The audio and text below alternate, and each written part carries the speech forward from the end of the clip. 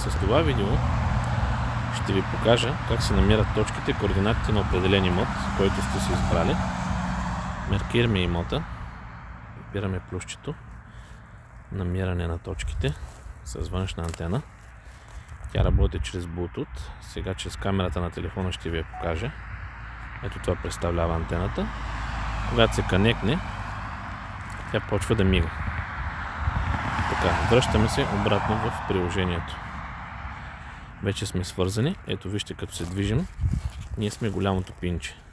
Малките пинчета са точките на имота. Отиваме към определена точка на имота. Приемаме, че това е тук точката. Връщаме се назад и пак се връщаме там, за да видим дали ще пифне телефона там, където е. Да, пиф. Сега слагаме един камък. Ето, показвам ви.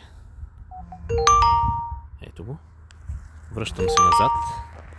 Пак мина върху точката. Сега ще мина върху точката, ще пифне. Ето, върху точката сме тук. Отдалечаваме се и пак.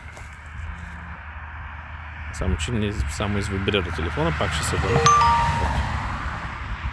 Какво правим всъщност? Отдалечавам се назад, отдолу вижте разстоянието и пак се връщам до точката. И става супер лесно откриването на точките. След това решаваме, че отиваме към другата точка и си отиваме към другата точка. Отдолу ни показва разстоянието, ето още малко и сме върху точката. Така се откриват всичките точки на определен имот. Ето, показвам ви пак от далече, от близко, може да си приближавате, да си въртите, да виждате къде сте.